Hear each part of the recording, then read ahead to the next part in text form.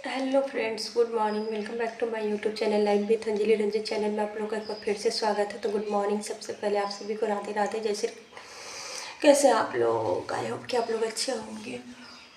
मैं अभी यहाँ पे उठ गई हूँ। मैं अभी जा रही हूँ, झाड़ू वाड़ू करूँगी। आगे का भी काम है जो करूँगी। बहुत ज़्यादा सर्दी है और दादी जी को वॉशरूम लेके गए जाना था। उनको वॉशरूम वॉशरूम करा के बेड पे लिटा दी हूँ।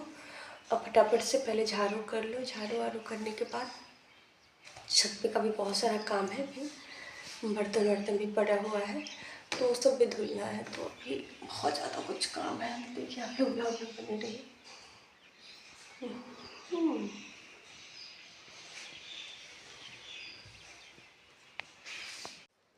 उसके बाद आप लोगों से बात करने के बाद आ गई थी मैं झाड़ू वाड़ू करने के लिए। तो मैंने सोचा कि बेड जो रूम खाली है उस रूम का तो मतलब बेड वेड सही कर दूँ फटाफट से, और साथ साथ में झाड़ू लगाते चली जाऊँगी। अभी 6 साढ़े 6 हो रहा था, ऐसे टाइम हो रहा था। और पापा जी दूध लाने गए हुए थे तो मैं चाय वाय भी नहीं बनाई थी। मैंने सोचा कि पहले झाड़ू कर लेती हूँ, फिर पापा जी भी आ जाएंगे तो सब साथ में ही चाय पियेंगे। और थोड़ी सी मेरी आवाज़ की अभी भी बैंड बजी हुई है तो आप लोग उसको मैनेज कर लीजिएगा और जैसे प्यार दे रहे हैं दीजिएगा लोग। और मैं फटाफट से सारे मतलब बेड वेड को ठीक कर लूँगी, फिर झाड़ू वाड़ू करूँगी। और क्या खाने वाने की भी तैयारी करनी है। मतलब पहले सबसे पहले तो नाश्ता वास्ता बनाऊँगी क्योंकि एक पेशेंट है तो उसको दवा भी टाइम पे देना ज़रूरी है।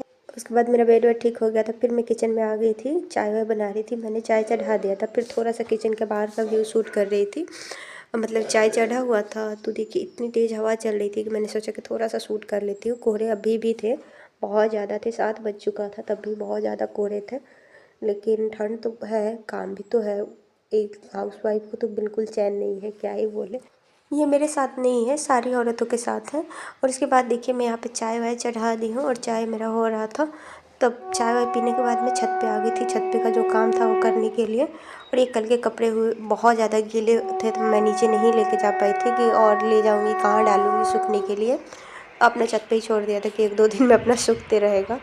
और इतना कोहरा था कि मतलब ट्रेन आ रहा था, उसकी आवाज़ तो आ रही थी पर वो दिख नहीं रहा था। इतने कोहरे थे, इतना ठंड है इधर। आप लोग की तरफ ठंड कैसा है कमेंट्स में ज़रूर बताइएगा। हमारे यहाँ तो बहुत ज़्यादा है, 2-3 दिनों से तो पूछिए मत। कल वाली जो ठंड है ना, मतलब आज वाली, तो इतनी है कि पूछिए लो मत। मतलब कोहरे चारों तरफ लगाए हुए हैं। और उसके बाद मुझे ये इधर का साफ़ सफाई वाला भी काम करना था तो फटाफट से मैं झाड़ू वाड़ू कर ली थी अंदर का। और मैं आ गई थी बाहर का, बर्तन वर्तन भी धुलना था। ये नॉनवेज का बर्तन था तो हमारे यहाँ नीचे नहीं धुलता है, ये बाहर कल पे धुलता है और नहीं तो छत पे नलके के पास धुलता है। वैसे किचन विचन में नहीं जाता है तो अच्छा भी नहीं लगता है लेके जाना वाना। और यहाँ पे मैं बर्तन साफ़ कर रही थी फटाफट से। और फिर मुझे मतलब अंदर का भी जो भी क्या चूल्हा वूल्हा पोतना है वो पोते होंगे, जो भी काम है वो करेंगे।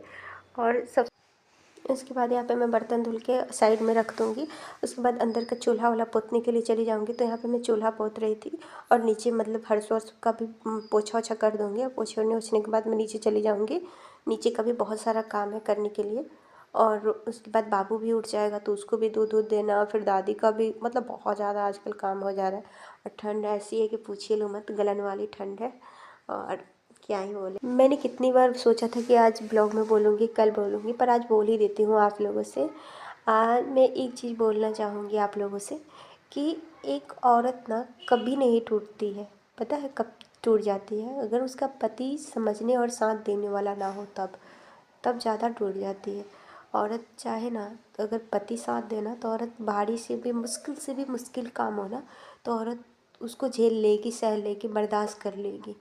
और पति साथ ना देना तो एक औरत बस ज़िंदगी जिएगी बच्चों के लिए, और अपने लिए तो अपनी खुशियों को मारना ही सीख लेगी, कुछ भी नहीं कर सकती है। सबसे बड़ी चीज़ हस्बैंड लोग का साथ होना बहुत ज़्यादा ज़रूरी है।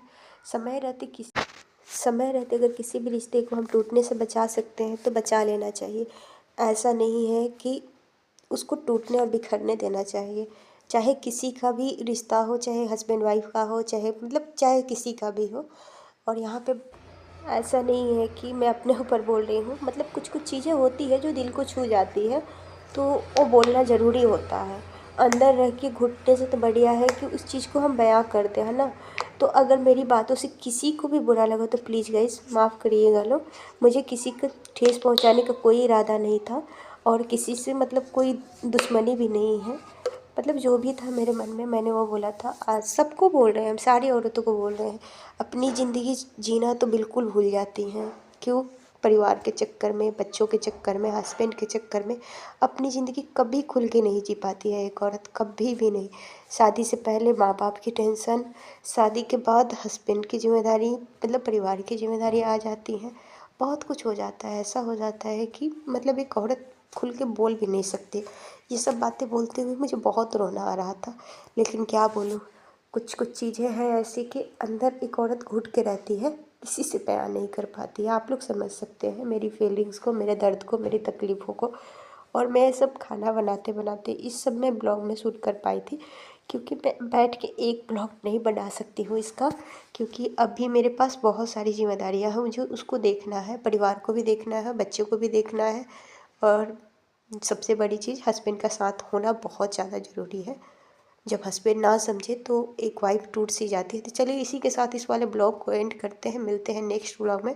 आई होप कि ये छोटा सा ब्लॉग आप लोग को बहुत ज़्यादा पसंद आया होगा, और इस वीडियो से किसी को भी बुरा लगे, किसी को भी, तो मुझे माफ़ करिएगा। और मुझे किसी को ठेस पहुंचाने का कोई इरादा नहीं था। और क्या ही बोलूँ, आप लोग ब्लॉग में बने रहिए, देखिए मैं अभी क्या कर रही हूँ। मुझे इस सब बातों को बोलते हुए भी बहुत ज़्यादा रोना आ रहा था, और ये मैं अपने ऊपर नहीं बोली थी, सबके ऊपर मैं बोल रही हूँ, सारी औरतों के ऊपर बोल रही हूँ। अपनी ज़िंदगी जीना भूल जाती हैं, क्यों? सबके चक्कर में, परिवार के चक्कर में, बच्चे के चक्कर में खुद को जीना ही भूल जाती हैं। चलिए अब इसी के साथ इस वाले ब्लॉग को एंड करते हैं। मेरा सारा काम वाम ख़त्म हो चुका था कल रात तक का, और ये मैंने पराठा बनाया था आलू का। फिर किचन की भी सफाई करनी थी, किचन बहुत गंदा हो गया था, तो मैंने नीचे से भी पोछा ओछा कर लिया था। चलिए इसी के साथ इस वाले ब्लॉग को एंड करते हैं, मिलते हैं नेक्स्ट ब्लॉग में, तब तक के लिए बाय बाय।